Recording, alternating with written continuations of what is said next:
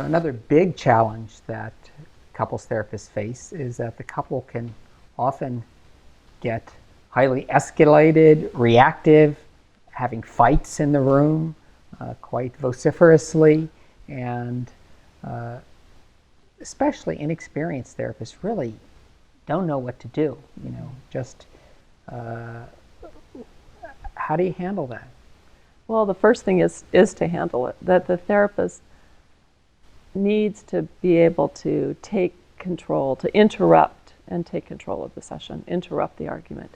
How? Usually these moments can give an opportunity to catch the cycle in the room. So calling it out, that's how one way is to call it out and to work with the present process. That's a very effective way to manage the reactivity. Having partners turn and talk to you. I'll say, look at me, talk to me. Any way to interrupt what's automatically going on as they get more and more escalated between each other can be very, very helpful. Okay, so let's look at some examples of this. And first we're going to see some examples with John and Nydia. And this is a couple that is highly reactive, particularly in the earlier sessions.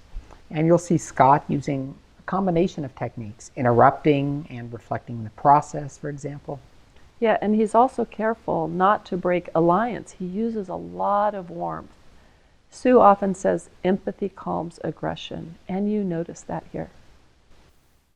He tried to explain, but I was because I was trying to get everything in the car. I had like 3 bundles because we were going to run errands. So then I was holding everything. You had a little bottle of water. I went back into the house and got water because the bird was we left for the weekend, and so the neighbor said that the bird was very thirsty on the weekend. I don't know nothing about birds actually, but I thought it was a good idea to go get water, good water, and she said to put a little dish of water because they like to bathe. So when I got the little dish of water, I threw it out, and he saw me. He was just looking at me. And he had the bags that needed to go to the car. And I was just changing the water. Anyway, he saw me throwing the water, and then he says, "What are you doing? I just changed that." So he didn't know what was happening. And I said, "I changed the water." And I said, "You know what? You're assuming that I'm throwing away the food, and you're just looking at something to get upset, and you caught me." And then I just blew off. That's what happened. See how she's judging me that I'm looking to catch her? She's looking at me to see what I'm waiting for I'm washing, I'm doing the clothes, I'm cleaning, I'm doing all this stuff, and he doesn't look at that. He looks that I'm throwing away the... So let's slow down for a bit. Let's slow down, John. Okay. Yeah, so... He's looking at me. He's just looking at me to see if I'm laying. Okay. If I want to see the TV, I can't because he doesn't want to see the TV. Stop. So it's got to be when he wants things. Stop. Hold on, you guys.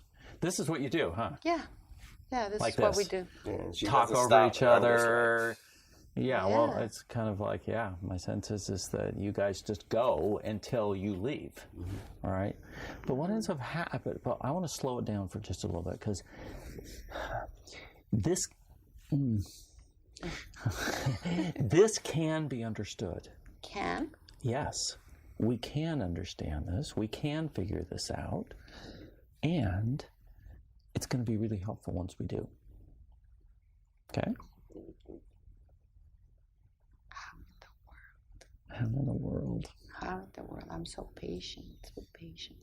Yeah, well, hold on a second here, because there's a whole nother level, I think, that you guys may be missing. In fact, I think you are missing. Okay. And part of that level has to do with the fact that both of you are scared to death. In many ways. That why? Here we go. All right, here we go again. I know.